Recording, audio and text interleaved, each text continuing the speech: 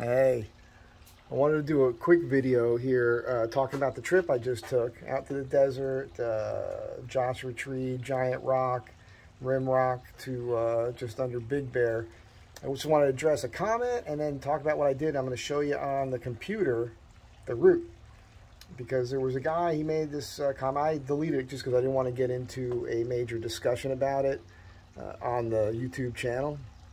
But he's like, oh, driving around in 4 low, you're going to blow out your transmission and blah, blah, blah. And, you know, that's silly. First of all, I didn't drive around in 4 low the whole time. It was just about 6 times or so because it was rough. And I think you guys know, if you're watching this, well, if you're just here for Astro Van stuff, you might not know. But if you spend enough time on YouTube looking at overlanding, 4x4 stuff, all that,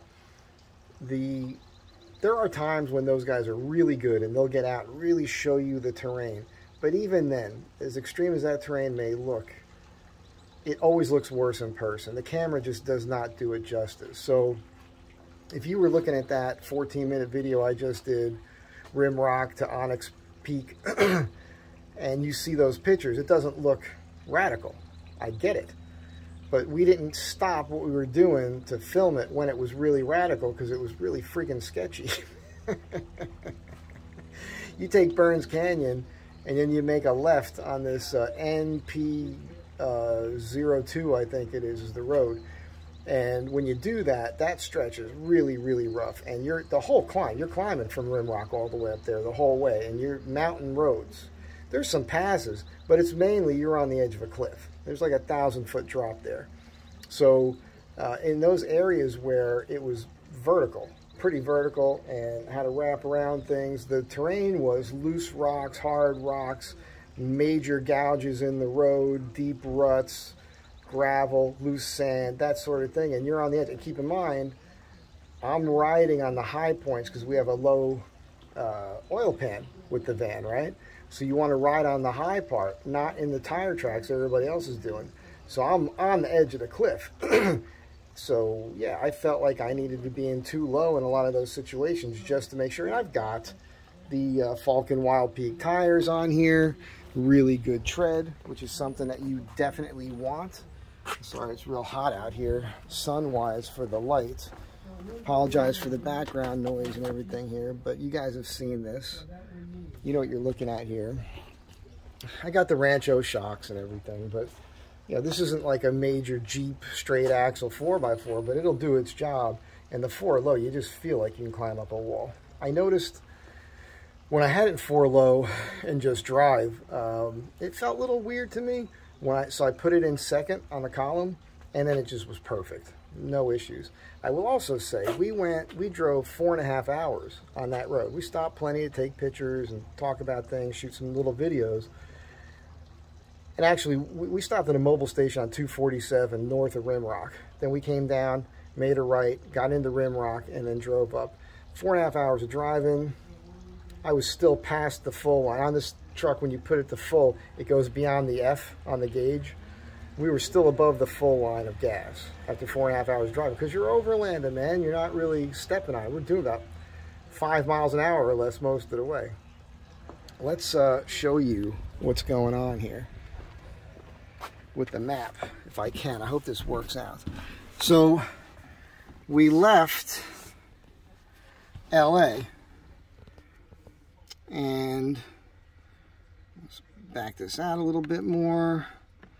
So we left LA over here, took the 10. Now, typically, when I go out to 29 Palms or Joshua Tree, I like to split off at the 62 right here and take this, but that's a major climb, so you're going to burn a ton of gas.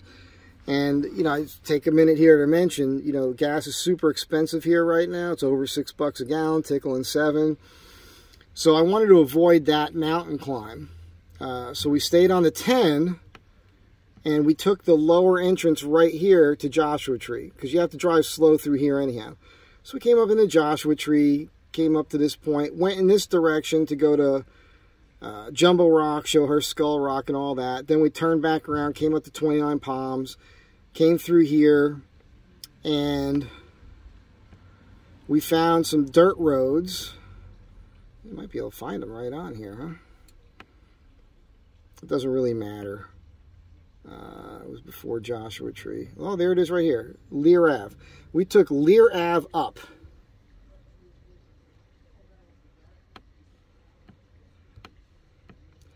We took Lear Ave up. I'm looking for Winters Road. There it is. We took Lear Ave to Winters Road. Now, this all looks real nice, doesn't it? Oh, it looks like a nice community. This is all dirt roads, rutted, washboard roads. We took Winters Road straight out, all the way out to Border, right here, right there. Came up, and we were looking for, let's see, we've got to come out a little bit here. Giant Rock is here. And there's a road right here. It's on an angle.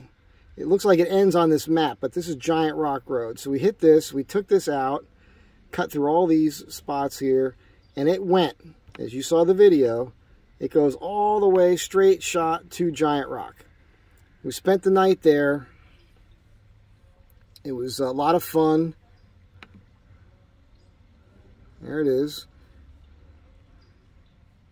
Giant Rock. There it is, all cleaved off.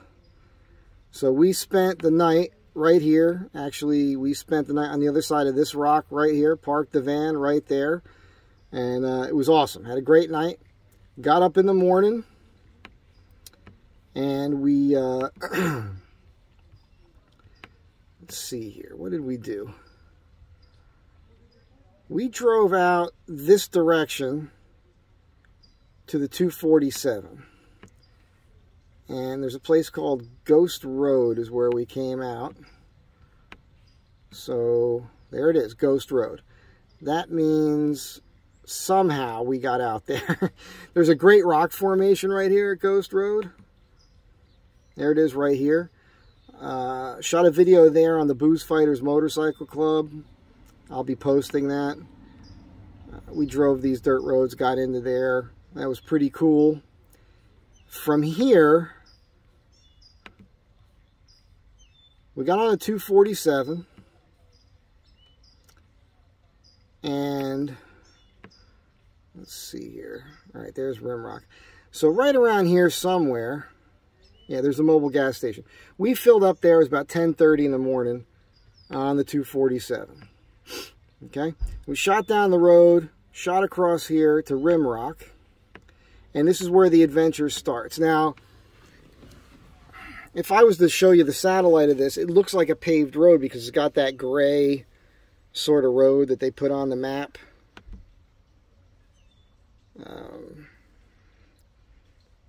But obviously it's not a paved road. This is Burns Canyon Road. This is all dirt, and it's a climb. From Rimrock, it's a steady, steady climb, okay? It gets to a point in here. Now, there's a lot of houses up in here. It's kind of surprising. People are living all off of this. There's a few spots in here, a little odd, a little tough. But for the most part, you could do a two-wheel drive. I don't know that I would trust it that much because there's a lot of looseness. Some sections of deeper sand. There are some ruts in the road. Like I said, a lot of washboard. And you are climbing. Let's see here. This Burns Canyon splits here. There's a V, all right, a Y. Turns into 2N02. At this point, you start seeing more radical road conditions, all right? And Joshua trees. Giant Joshua trees all through here. Way better than Joshua Tree National Park. Way better. You take this, it's climbing, climbing, climbing, and now we're getting into sections where you're next to a cliff, all right? And that gets pretty kooky. You see this place called Tip Top Mountain.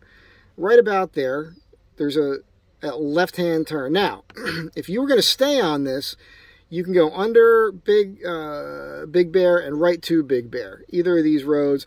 I didn't take those, don't know what they're like, so maybe some people that take Burns Canyon can do this whole road in a two-wheel drive. I don't know. We didn't do it. We made this left. At this point, it gets insane. We were doing crazy climbing all through here. It's all climbing up. Now you get into the trees and the snow. It's really something. And to this point, it was about 4.5 hours of steady driving. This dumps you out at the 38. And from the 38, we came around. We came over here somewhere, stopped and ate something, and then we just drove home. You're very high here at the 38. All this is down the mountain. This is a major. I wouldn't want to drive up the 38 in the van. It's not that it can't handle it. See, the 38 comes down, and eventually dumps to the 10, and that's what we took home. So the thing about the 38 is, if I was going to drive out there, I'd want to, I suppose maybe I'd take the 10 to a certain point, come underneath and do rim rock up again and do that route.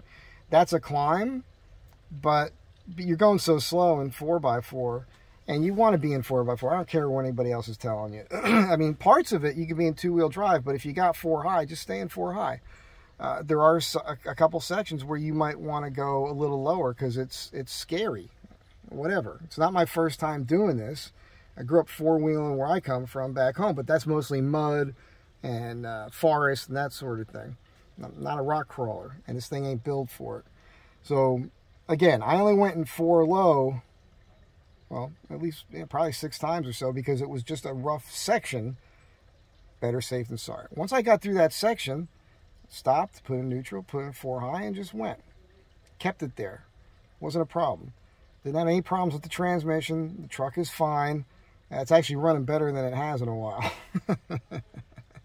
But I would do that climb up and then come down. If you were to drive the 38, only because now gas is so high, driving up that mountain in something like this, you're going to burn a shit ton of gas. And I think that going down, so that other section, just so you know, it's, I didn't tell you that, did I? When you split off right here, this becomes the 2N01. So it's the 2N02, and you make a left. Burns Canyon Road is 2N02. You make a left on 2N01. Again, if you were to take the 38 to that entrance, you'd be going, you get a little crest a little bit to the top of that mountain, but then you're going down all these rough patches, and you're on the side of a cliff most of those times. So, and it's 1,000 feet or more. So for me, I feel better going up than I do going down. That's just me. You make the call. I think you should go out there and do it. If you think you could do it in 2-wheel drive, I think you should do that. I think you should show us that it can be done, because that would be impressive to me. That section of road, the 2N01, I don't see that happening. I think you need an aggressive tire and some lift. All-wheel drive at the minimum would be my guess. I wouldn't test it otherwise. I want to see you do it. If you're saying you could do it, prove me wrong. But you know, good luck with that. You know, go out there with a friend who has 4x4, could follow you with a winch or something. Bring your cell phone. Bring a transponder or something, a little beeper, in case something bad happens. But we should do this, man. These roads are great. I mean, an hour to 2 hours out of LA, you're up in this sort of thing. And I'd like to do this with some other people, I suppose. You know, when we were up there, I could tell, looking at those situations, being out with Jeepers before, they make everything take forever. I didn't have a spotter. I didn't need it. I know where my tires are. I could pick my line. I can see that. Also with the van, you're closer up to the nose. So I don't know. Maybe I'm just good at that sort of thing. It's when you go with a bunch of people with spotters, it's the right thing to do. It's safer. But to me, it's tedious when you're in line waiting for that sort of thing. That's all. So that's that. We'll do it. I know some of you are pals of mine. You're here in the LA area and you've got the Astro vans. We could do it. And I will say, even with gas right now, if you've got a vehicle that you could stay in, you're saving money, right? If you had to go to a hotel or something, you're spending a bunch of money that way. It's funny, this was the first trip I did in the van with somebody else. My friend Corinne with a K. She's visiting from Canada. I've known her since like 2003, 2004, in that range. we were riding motorcycles. We had the new Triumph Bonnevilles. I had that. I got totaled on that. Had a Thruxton, got totaled on that. But that's how I met her years and years ago. So she just came out for a visit because it's all snowy where she's at. She needed some sun for a while. But it was fine for me. It was interesting having a person in the van with you because it makes me think, okay, I can make this nicer. To me, this is the Taj Mahal as it is. I grew up camping, hunting, fishing, sleeping on the ground, no tent, living off the land with my dad, setting snares to eat, trout lines to eat, that sort of thing, roughing it, you know. So to me, this is cakewalk, man. I'm going to do more of it. I'm glad I got out. I'm glad she came out here and talked me into it. But now you know the route. And yeah, I wasn't in 2 or 4 low the whole time. You know, that's not how it was. But when you need it, it's there for you. That's what it's for, man. That's it. Have a great day. Be good to one another. And I'll catch you next time.